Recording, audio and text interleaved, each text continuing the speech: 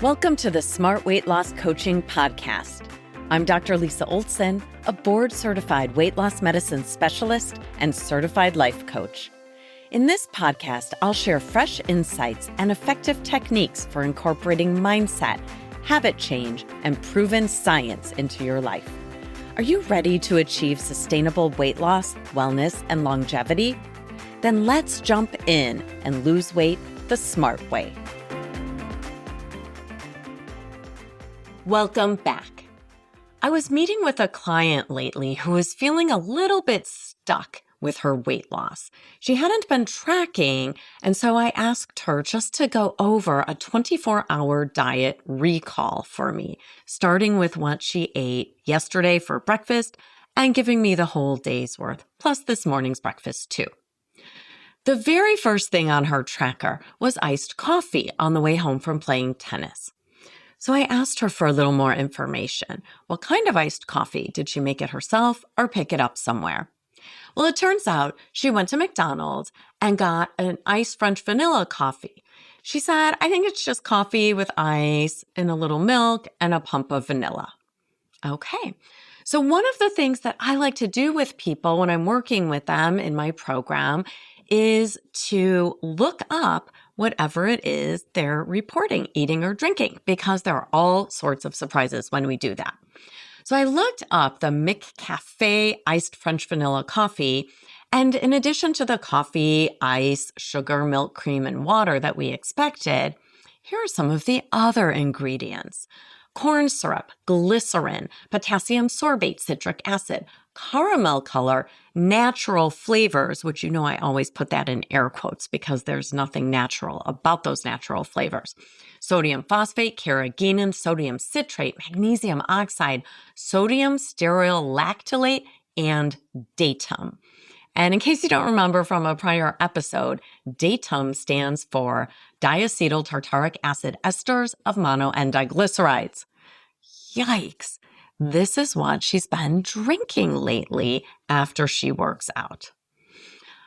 It's time to get curious. What might be lurking in your food or drinks that could be blocking your weight loss and health goals?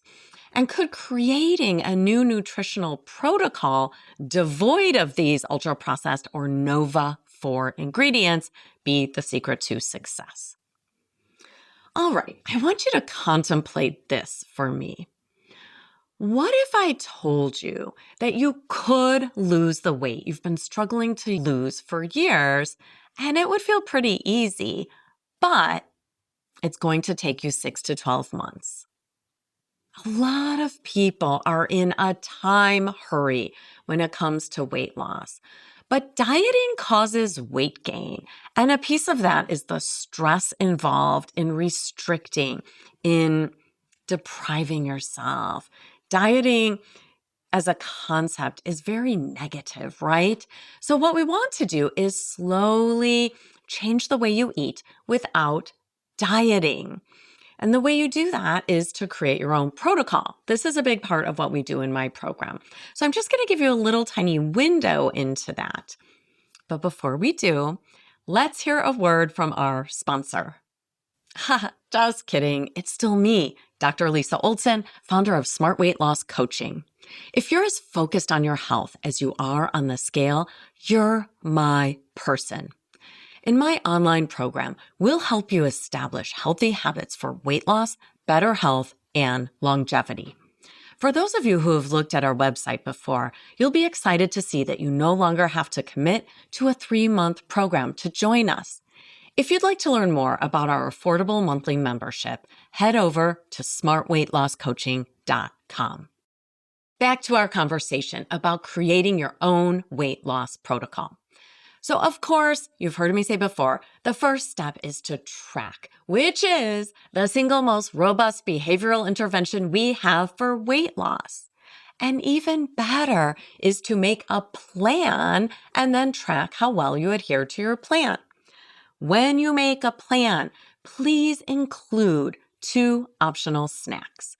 The reason I do this is because so many of us end up snacking anyway, whether we intended to or not. And so if you make a plan, in advance using the smart thinking part of your brain, your prefrontal cortex, you're much more likely to eat a snack that's reasonable and doesn't derail your effort. And then after you track your food, you have to take some time to look at what you wrote down. Give yourself a little feedback. I always like to start with the positive. Look through what you ate and drank for the day and call out your effort. Notice where you succeeded or where you tried. Why? Because behaviors that get rewarded get repeated. The other thing you really must do if you're creating your own nutritional protocol is you need to start looking up the ingredients in everything. That's how you find the unexpected weight gain foods or drinks like that iced coffee, right? My client just thought she was drinking a healthy iced beverage with a little bit of milk in it. She had no idea it was laden with chemicals that will make her hungrier later and lead to weight gain. Let's think about a recent food tracker that I looked at this week. I had the privilege of teaching a bunch of medical students, and they all kept a food tracker for me. It was so much fun to work with them to dig through their food trackers and start to create their own healthy protocols. So one of the students had some yogurt with some peanut butter and a banana in it. So just like I asked my clients to do, I asked the medical students to give one another feedback, starting with the positives. Start with something that you know is a win. How about that banana, right? We don't know yet what's in the yogurt or what's in the peanut butter, but we know that a banana is a real food without any added ultra-processed ingredients. And we really don't need to be afraid of any kind of fruit. I know some people worry about the sugar in fruit. I'll just tell you, in over a decade of helping people with weight loss, I'm really not sure I've ever had to tell anyone to stop eating bananas. But people do tell me all the time that they're worried about the fruit in bananas. I think that's really low on the intervention scale. We're much better off finding things like that McDonald's iced coffee and making a change in that rather than forbidding bananas. All right, so it turns out once we complimented the banana, we asked, what's in the yogurt? And here are the ingredients that we found. In addition to the milk, active cultures, and strawberries that we expected to find in her Dannon Greek strawberry yogurt, we also found natural and artificial flavors, modified food starch, sucralose, fructose, malic acid, and potassium sorbate. Wow, that is a chemical bomb. And again, we know that ultra-processed ingredients make us hungrier later and lead to weight gain. So instead of that Dannon Greek strawberry yogurt, how about just making a switch to plain Greek Fage yogurt and strawberries? The ingredients in Fage are just going to be the milk, the cream, and the active yogurt cultures. That's it. And the ingredients in strawberries? Well, it's just strawberries. How about that Jif peanut butter? There are subtypes of the brand Jif when it comes to peanut butter, and some of them are worse than others. But this person used the natural creamy peanut butter spread, thinking that that was more natural and therefore more healthy. It turns out, in addition to peanuts, there were two kinds of sweeteners, both sugar and molasses, salt, and an ultra-processed oil, palm oil. Boom, that makes it an ultra-processed food right there. Because palm oil in food products like this is a hexane-extracted industrialized oil that's really not a health food any way you spin it. Instead of using the Jif Natural Creamy Peanut Butter spread in her yogurt, I suggested, what if you just sprinkle some nuts on top? And if you'd like to, you could try adding some seeds too for variety in the crunch. Maybe you haven't tried it before, but how about some chia seeds, pepita seeds, hemp seeds, flax seeds? I don't really myself care for the taste of flax seeds, but all of the other seeds I find really delicious to sprinkle on steel-cut oats or yogurt or even on a salad or a curry. They just add a little extra texture and they're so good for us. So, as you start creating your own nutritional protocol, the real work involved is to start tracking your food, reading over your tracker, and looking up the ingredients on every single product, unless it's something like strawberries that only has the one ingredient. As you make these small swaps over the course of time, typically something like 6 months or so, you'll transform the way you eat with very little effort. And certainly in 6 months, you'll start to see the results on the scale. But in the beginning, listen, this is just the truth of it. When you're making slow, gradual changes by swapping out ultra-processed foods for healthier foods, you're just going to have to sit with the discomfort of the scale not moving or not moving quickly. It's typically not the first change you'll see. One of my clients transformed her eating habits by dramatically reducing, nearly eliminating her Nova 4 or ultra-processed foods. What did she notice first? Well, she didn't notice weight loss, but within 2 weeks, she told me that her joints felt better, much less inflamed is the way she described it. She was working out more and had much more energy than she had felt in several years. That was after just 2 weeks of eliminating ultra-processed foods and swapping them out for more simple whole foods. This reminds me of the famous Marshmallow test out of Stanford from back in the 1970s. You probably know that famous psychology test. They had little kids sit at a table with a marshmallow, and they were told if they didn't eat it until the researcher came back in the room, they would get 2 marshmallows instead of just the one.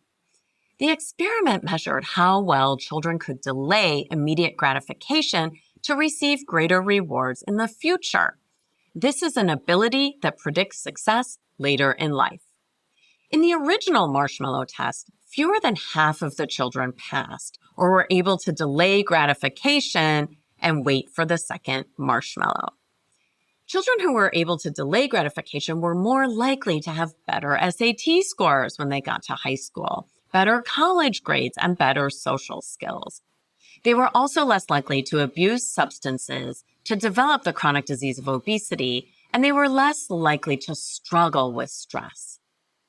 As adults, we can train our brains to delay gratification, and part of that is understanding that when you're creating an adult weight loss protocol, you're not going to get the immediate gratification of a change on the scale. My job is to help you hang in there when you're wondering if the researcher is ever going to come back to give you the double marshmallow reward. I'll help you walk back from the ledge when you tell yourself it's not working. But the reason I talk about being patient with weight loss so often is because it is hard. More than half the kids failed to wait the 10 minutes. They couldn't delay their gratification for the marshmallow. So of course it's hard for all of us to wait weeks or months for our effort to show up on the scale. I hear this same statement all the time. I've been doing everything right for the past 2 weeks, or the past 3 weeks, or the past 4 weeks, and the scale hasn't budged. It's time to take your power back. Stop making the scale the number one metric that measures your success. Give yourself kudos or a sticker or a smiley face when you plan and track. One smile for everything you do. And add up your smiley faces each month and try to beat last month's number of days tracked. Or use a point system and give yourself a point for every deliberate action you take.